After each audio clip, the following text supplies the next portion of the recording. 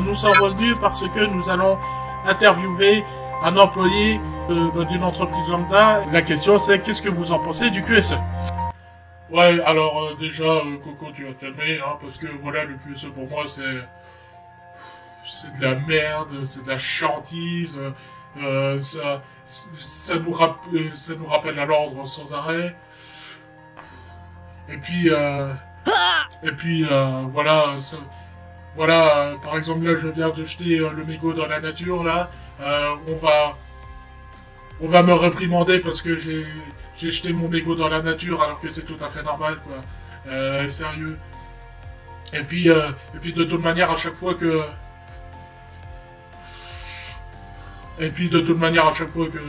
je vois le QSE traîner dans les parages, j'ai peur de mettre...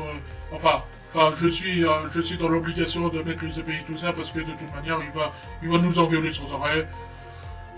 Et puis que ce soit en QSE d'ailleurs, hein.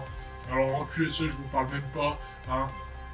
Je vous parle même pas parce que en qualité là, si jamais on fait un pet de travers, on est viré sur le champ parce que on n'a pas respecté la procédure. Et puis surtout dans l'environnement, on se fait réprimander à chaque fois. Hein. Enfin bref quoi. Le QSE de toute manière c'est un emmerdeur public. Et puis voilà, mais va brûler et puis voilà quoi. Hein, va brûler en enfer et puis qu'on n'en discute pas et puis voilà. Et... Allez. Sur ce, ciao. Ciao. Merci beaucoup pour cette interview. Je vous annonce que, officiellement, tout ce que vous pouvez croire du QSE, c'est de la bouse.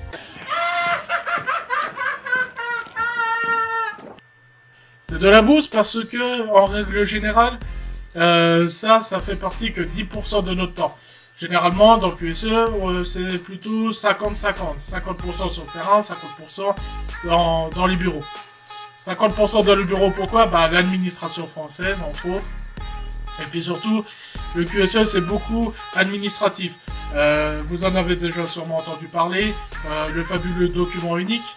C'est l'un des documents les plus importants après politique, qualité de l'entreprise et surtout l'engagement de la direction. Parce que s'il faut savoir, si jamais... nous, QSE, on veut faire des milles et des cendres et tout ça, et puis qu'on n'a pas l'engagement de la direction qui nous donne moyens financiers, moyens humains, moyens techniques, moyens technologiques, et les mains d'œuvre, on arrive strictement à rien faire dans l'entreprise, et ce qui est quand même dommage. Ce qu'il faut savoir, c'est que toutes les entreprises, maintenant, au-delà de 50 salariés, il y a beaucoup de choses qui changent au niveau législatif par rapport aux entreprises qui ont plus de 50 salariés, surtout en QSE. Puisque, entre autres, à partir de 50 salariés, l'entreprise a l'obligation d'avoir une politique QSE.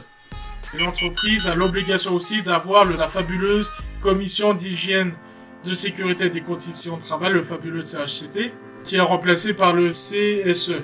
Commission sociétale des entreprises. De toute manière, ce qu'il faut savoir, dans n'importe quelle entreprise, si vous n'avez pas de sécurité, vous n'avez pas de qualité. Si vous n'avez pas de qualité, vous n'avez pas de sécurité. Et maintenant, si vous n'avez pas d'environnement, vous n'avez pas de sécurité, qui, elle-même, est la répercussion de la qualité. Si vous n'avez pas les trois lettres qui sont correctement bien liées, c'est limite lubrisol. Hein. On va dire les choses telles qu'elles sont.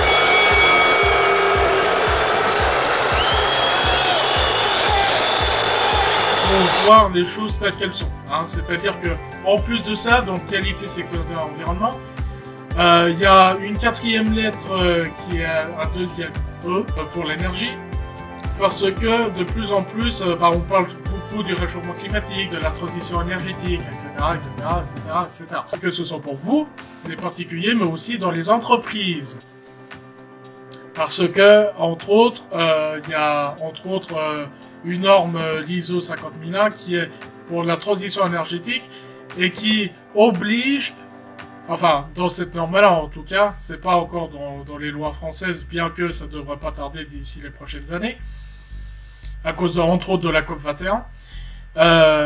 Dans cette norme-là, l'entreprise a l'obligation de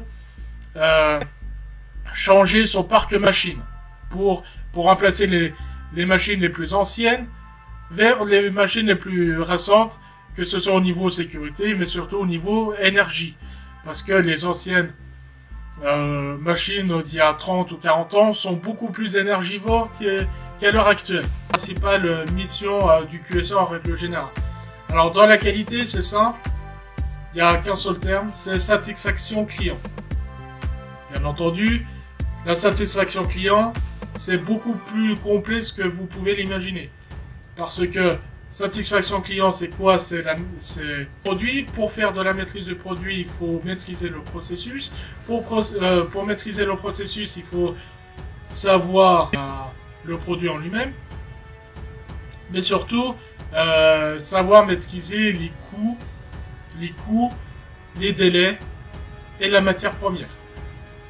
C'est la qualité. Si vous maîtrisez tout ça, normalement, il n'y a pas trop de problème au niveau qualité et surtout satisfaction client. Mais ça, c'est dans un monde idyllique. Parce que dans la réalité des choses, il y a toujours soit le coût, soit le délai, ou soit le produit qui merde à chaque fois. D'ailleurs, c'est pour ça que il y a les fabuleux qualiticiens. Donc voilà, c'est pour vraiment très dégrossir les choses, parce que dans la qualité, vous avez beaucoup d'outils, mais surtout beaucoup de législation, surtout par rapport aux normes ISO. Et par rapport surtout à la demande du client. Ça s'appelle le fabuleux cahier des charges. C'est simple, c'est d'éviter Lubrizol, Fukushima, Tchernobyl, d'éviter les accidents de travail, d'éviter, merci beaucoup les femmes, d'éviter le risque chimique, d'éviter les incidents chimiques, les incidents biologiques en fonction du secteur, et je vous en passe des meilleurs.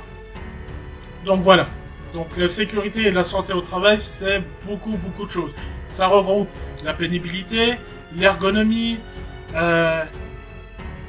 les risques chimiques, les risques incendies, les risques biologiques, en fonction bien entendu du secteur de l'entreprise, mais c'est surtout les risques chimiques, les risques incendies. Enfin bref, il y a tellement de choses et il y a tellement d'outils aussi pour la santé et la sécurité au travail que là, je pourrais pas tous vous y citer parce qu'il y en a beaucoup.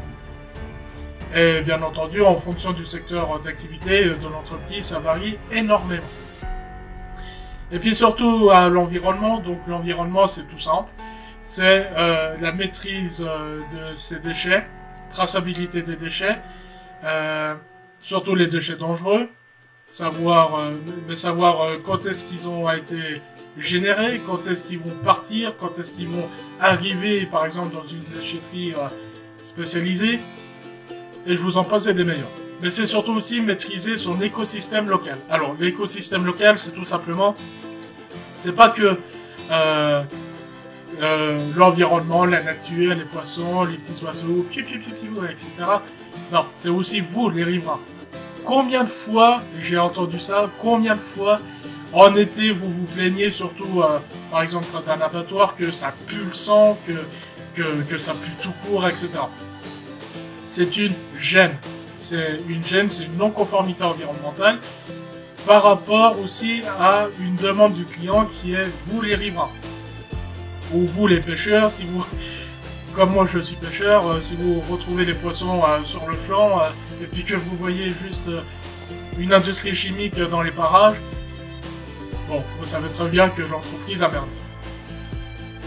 Voilà, vous savez, en QSE, il y a l'environnement, c'est ce que je viens de dire, non-conformité environnementale par rapport à une demande du client, par rapport à une demande législative, etc. C'est toujours les mêmes choses. Et surtout en qualité et en sécurité, il y a beaucoup d'outils en commun. Seulement, il faut savoir les manipuler et pas faire du grand n'importe quoi. D'ailleurs, le bon QSE, c'est dans le monde idyllique, 100% de probabilité, oui, parce que aussi en QSE, il y a les probabilités de non-conformité, etc. 100% de probabilité que, 1, votre produit soit toujours conforme. Que 2, le client est toujours heureux, il est aux anges, il est comme ça. Pardon. De 3, aucun incident ni même d'accident dans l'entreprise. Et de 4, aucun incident et accident environnemental. Ça, c'est dans le monde idyllique. Bien entendu, nous, en tant que mission du QSE, généralement, c'est de s'en rapprocher le plus. Et surtout, de maintenir cette excellence. Parce que le QSE, c'est, entre guillemets, l'image et l'excellence. Bon, bah sur ce, je vous dis ciao ciao et prenez bien soin de vous.